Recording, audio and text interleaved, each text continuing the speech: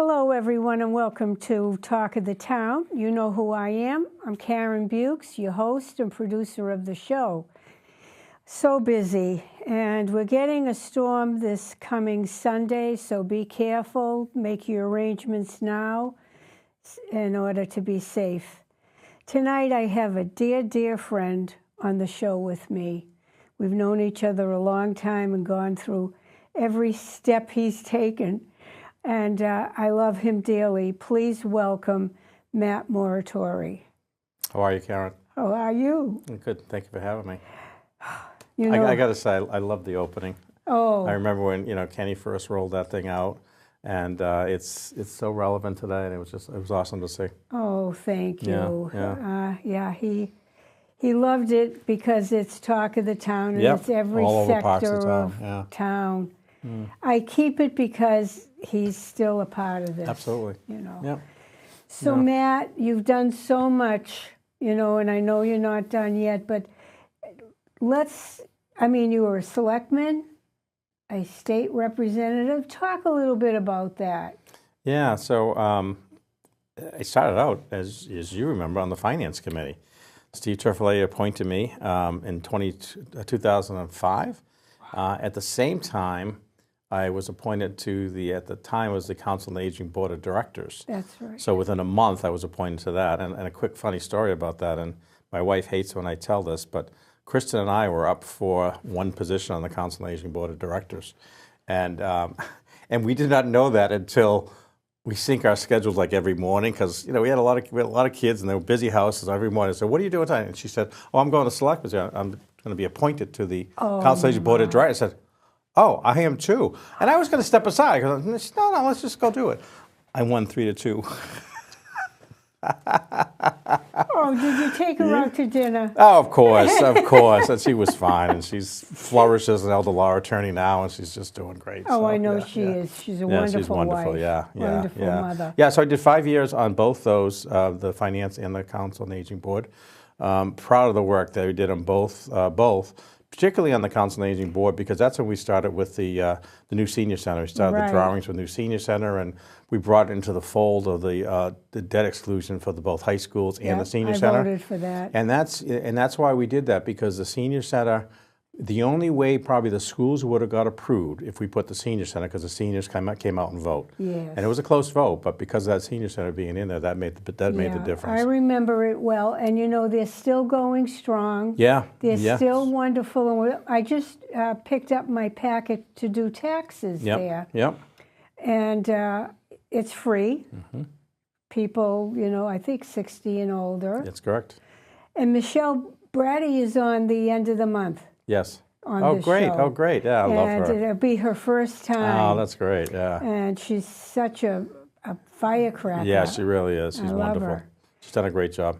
So you were on the Finance Committee. Yeah, and then ran for selectman. Yeah, then ran for selectman you in 20. Sergio. Matter of fact, he reached out to me the other day, a couple weeks ago actually, and I hadn't talked to him in a while, and it was good to hear from him. We're going to get together soon with our wives, and but yeah, him and I kind of ran together, and won in 2010. I'll never forget the celebration that we had at San Diego. Yeah. Well, we kind of both were. We both kind of came from nowhere, and it was fun, and it was. I really enjoyed being on the select board. For the 5 years I was on there. Selectman. Thank you. I enjoyed. I think we had a good team. We had good board members there. Who was on at that time? Oh God, at that time, well, I know it was Dickie and Bill Hallisey and John Mahoney. Yeah. And Serge and myself. That's who started out. Yeah. Yeah. And sometimes they have to go to town hall because they have the photos of every year of select people. Yeah. And then Tony Provenzano was on for a time, and then Belinda Brewster was on.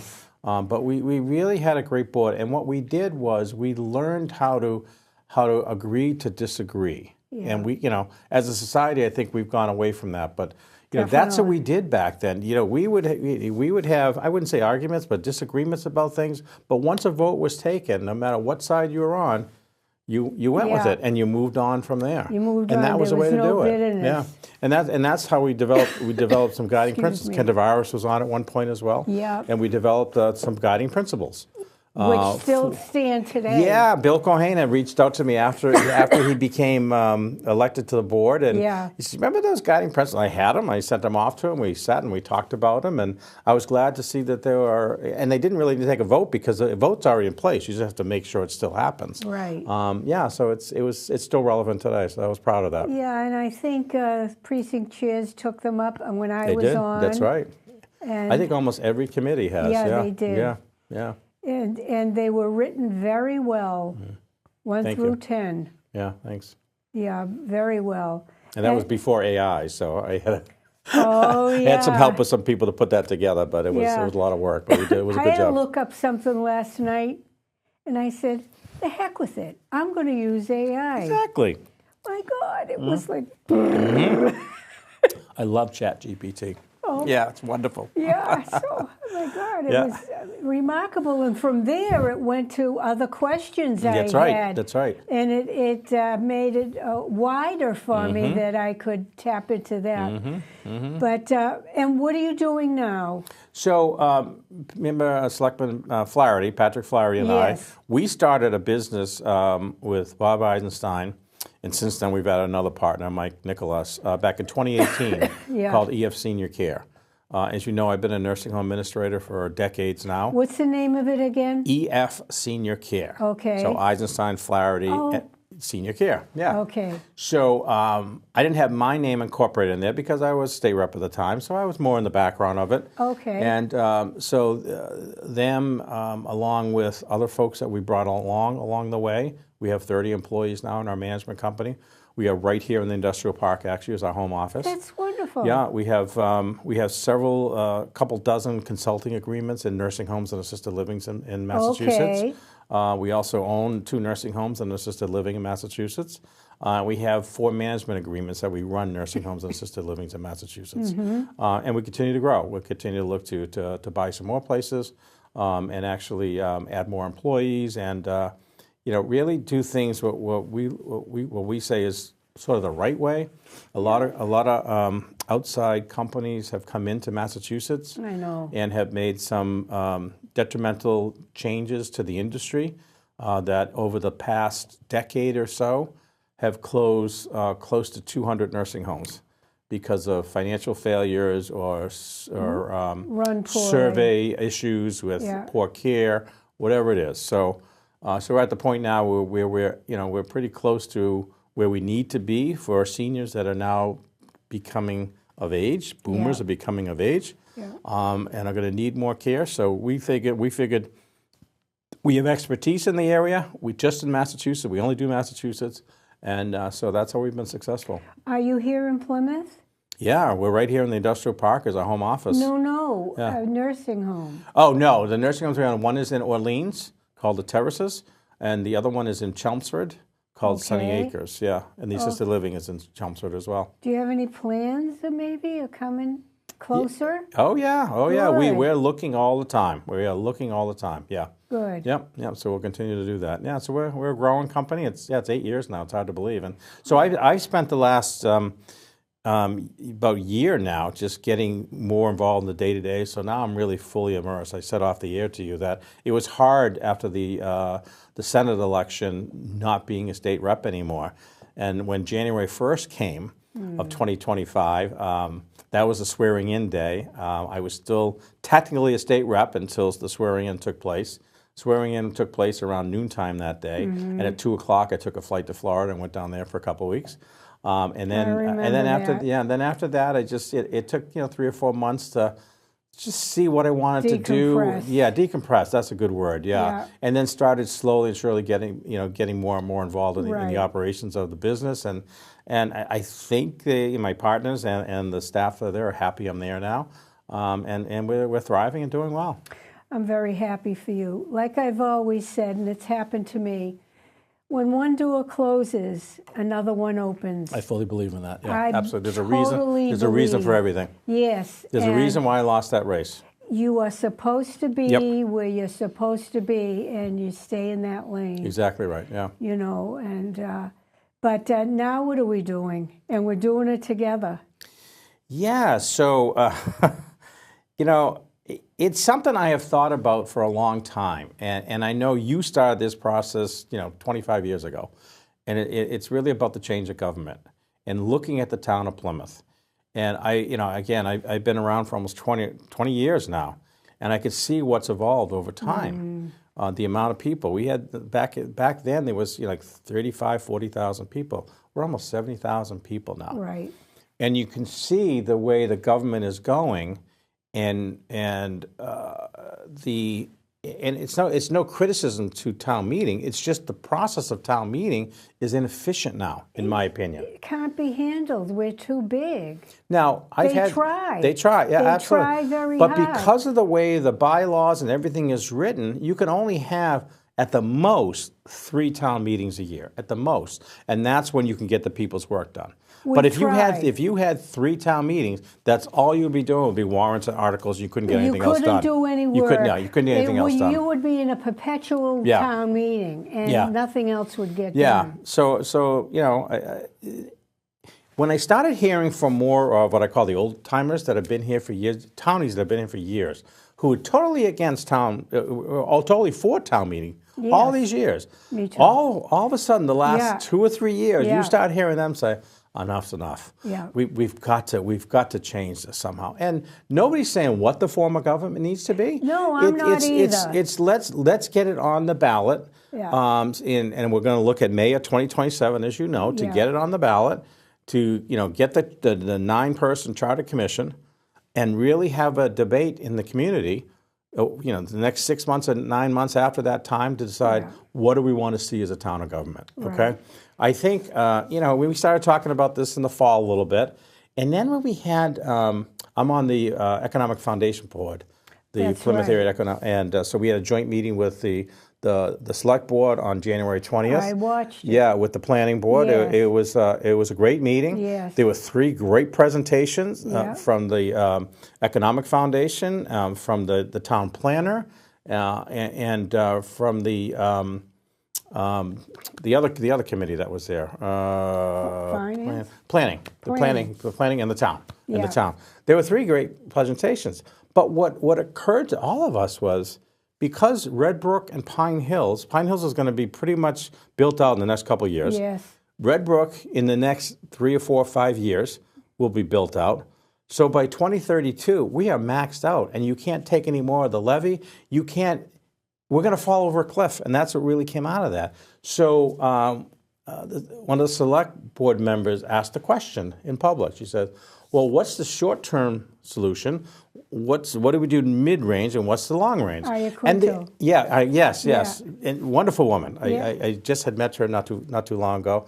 She's doing a great job. And there was a lot of time spent on the short-term and the mid-term part.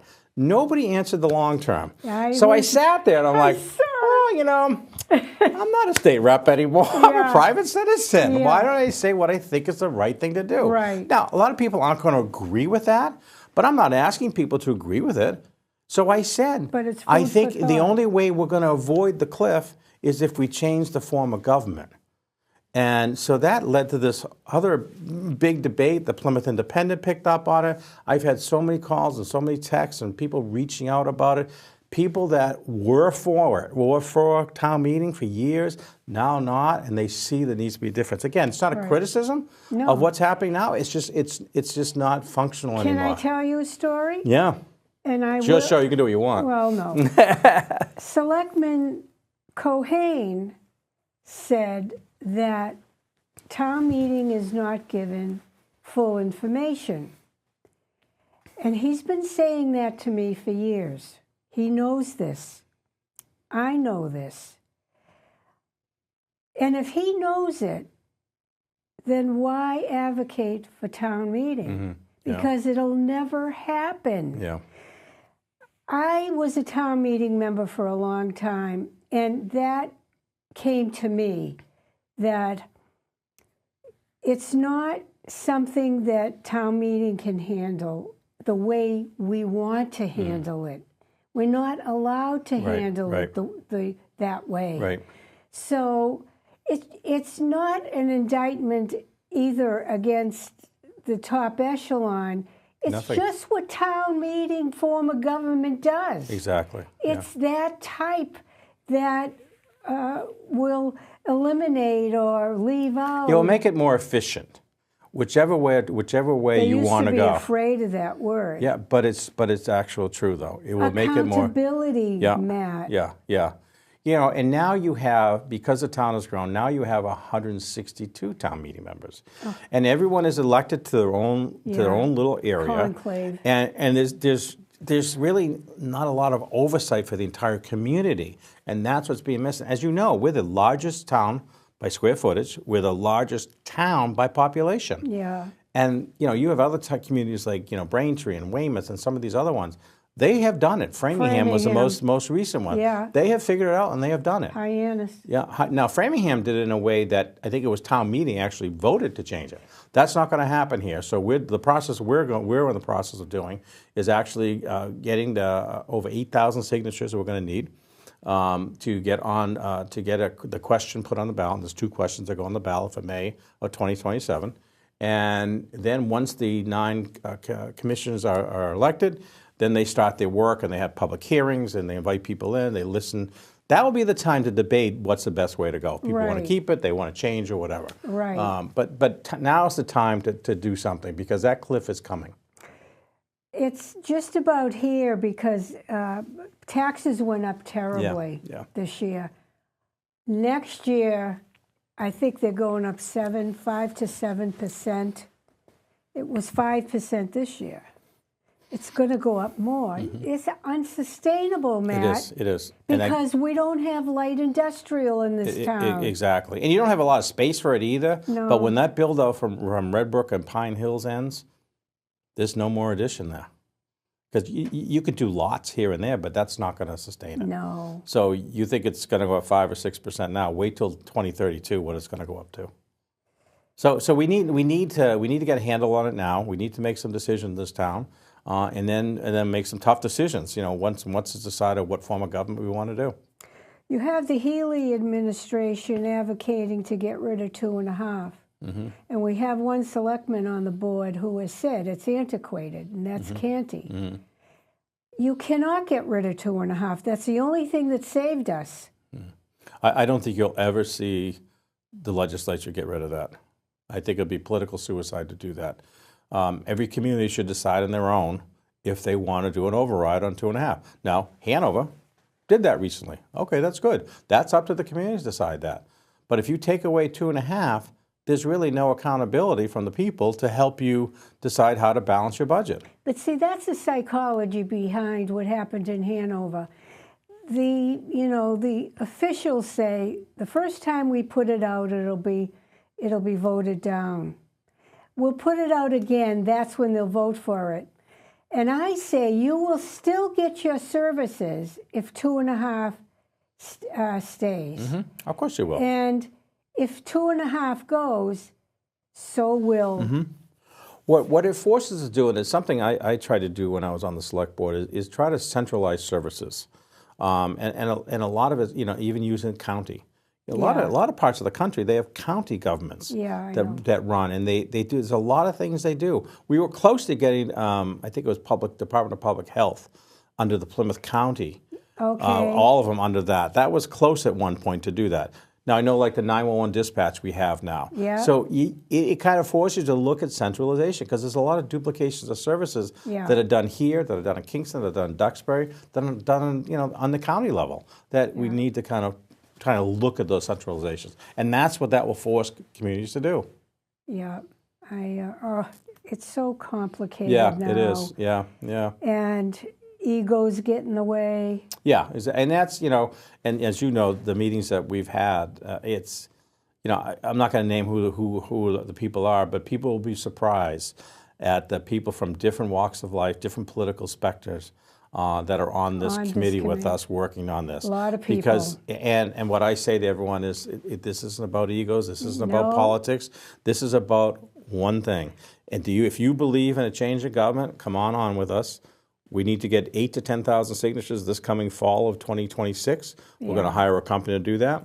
In the spring and the summer of this year, we're going to be raising $70,000 to $80,000, if not more, yeah. to get those signatures and to get a slate of people to run in the spring of 2027. So right. it's going to be a lot of work, but there are so many like-minded people that you're surprised who is actually part of this. Right, and these were people too at one time that a lot of them liked town meeting. They didn't want to change. No, and now they're saying. But if you want to do the right thing, and it's not about you, it's about everyone. You have to face it. I've always said that in my whole political career it's always about the right thing to do. Yeah. It's not about what's best for me or what's best for you. It's what is the right thing to do. And sometimes, that's not, people aren't going to agree with you, and that's okay.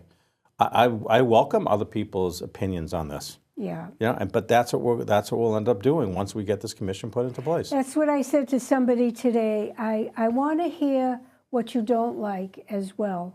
Absolutely. I just don't want to hear, oh, yes, that's great, that's wonderful. I want to hear what you don't like or would not like to see. And I said, not that it's up to us. We're just the very beginning, getting the signatures and all that. So later on, who's ever elected can talk about that, whatever. They'll talk Even about with our group, people are divided on whether they want a mayor, whether they want a town council. And I say, doesn't matter. Doesn't matter. There's time to debate that, and there'll be enough time to talk about that and debate that for that commission to make the right decisions to bring back to the voters. Right, exactly. And that'll be brought back to the voters in May of 2028. And I believe this is the right approach. I mean, I've done it twice before, commissions. I don't know how many committees I've been on. Maybe 3. Yep. And the same mistakes are made. And somebody said to me, well,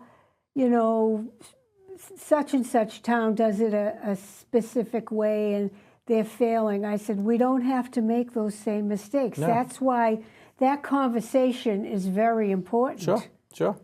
And you don't have to call you pointed this out the other night, you don't have to call yourself a city of Plymouth. No. You can still call it town of Plymouth. There's nothing wrong with that. There's so many things you could do with a charter to change that for that form of government. But the town will get more money because the legislature, state, and federal recognize either a mayor or a town council much better than they do a board of selectmen and town meeting.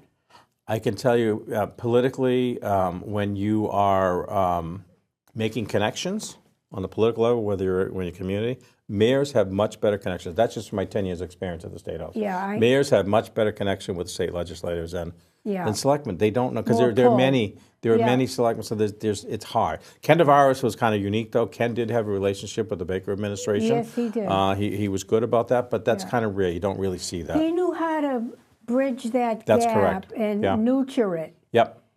And it got lost. But when you have 3 or 5 select board members, all with different opinions of things, and somebody that's an elected official, in particular like a governor, she's not going to want to talk to all 5 to find out what they want. They want one person to speak for the community, and that's the mayor. Our budget is so important, Matt, and we are at $500 million now. We're on the precipice. And you say 2-3 years from now, I'm telling you next year. I am saying that. People thought they went crazy this year because there's nothing there. You're not wrong. It's going to keep going up, but in 2032, it's really, again, that the only terminology that I kept hearing, we're going to go over the cliff. And it's going to be disastrous by 2032. And if anybody has not seen the Board of Selectmen meeting from January 20th, go back and look at it and watch those presentations. And it was all factual. And that's what we have to deal with is facts. This isn't fiction. Facts. This is not fiction. This is all facts we're dealing with. And it was eye-opening for all of us sitting there. Well, our budget has to be addressed in a very serious way. I think there are some people up for it. I know Wrestling Brewster is working hard for certain things, and as are other people. But you can't do it alone, and you can't do it within this form of government. No, it's impossible. It's too big. It's just too big. Again, nobody's fault. It's just too big. And it's so diverse because of the acreage of Plymouth. It's so diverse, and there's so many different needs in different parts of the community. It's hard to bring them together, and that's what we need, is somebody that's kind of bringing that together. Well, you know, you bring up an interesting point. I've always said this. We think in village mentalities. Mm-hmm. Yeah. Because it's the village of Manomet, the village of Cedarville, the West Village, the North, village of, in the north. Yeah, North Plymouth, yeah. North Plymouth. And that's how we think. That doesn't go away. Yeah. Guess what, folks? That doesn't go away. Look at Boston. Right. Boston's a city. It has a mayor. It has the North End, the South End, South Boston. It has all those neighborhoods. All so none of that goes away. But you have one voice speaking to help, as you indicated, get more funding, get more support for the entire city. And it doesn't mean that steering committees go away. Absolutely not. The CPC. You still need all those volunteers. You need those because, town council couldn't do it all alone. They need ears on the ground and whatever they need, however it'll be shaped. So people shouldn't worry about that. Yeah. The other thing, too, if I may, I know we're getting run out of time, it's okay. but it's the, you talk about town meeting. I heard a statistic not too long ago that almost 50% of the town meetings slots for the last election, went unfilled. That's right. They went unfilled, which that tells me a lot, too. You have to have an election of these 9 people in each precinct, and we can't get people to run for them. So what happens if you get one vote? You get in. You get in, and it's happened. Yeah, and they're making decisions for your area. Yeah. I used to get 120, 125 votes. Some people got more. Janet Young used to get unbelievable votes. But what does it say when you can't even fill nine seats in one area? It's tough. Then they go to the next one down the list, and they didn't even get any vote. Right, exactly. Yeah. And it's just not right. Where's the representation? Yeah, and let's not kid ourselves. As this community continues to grow, town meeting representation will grow as well. Then the next census, you'll see, if we keep town meeting, it's probably going to be 180 to 200 town meeting representatives. Oh, I couldn't bear it. Now, somebody said to me one night, it was actually at that meeting, she grabbed me outside, and we were chatting about it, very nicely about it. She said, well, the state legislature has a similar form of government as we do. I said, that's correct, and they can't get things done. I was there. Yes, you pass things here and there, and you do a budget. It's a logjam. But it's exactly right. There's over 6,000-7,000 bills that get filed, and only 100 or 200 ever get passed. That's an excellent point. Yeah. I want to thank you so much, Matt. Thank you for having me. It's good to be back. It's good to be back here in the studio. I know. It's great. I'll see you again. Yes. Yes, and we'll be together at our meetings. I want to thank everybody. I'll be back at the end of February with Michelle Brady from the Center for Active Living. Center for Active Living. Thank you so much for tuning in.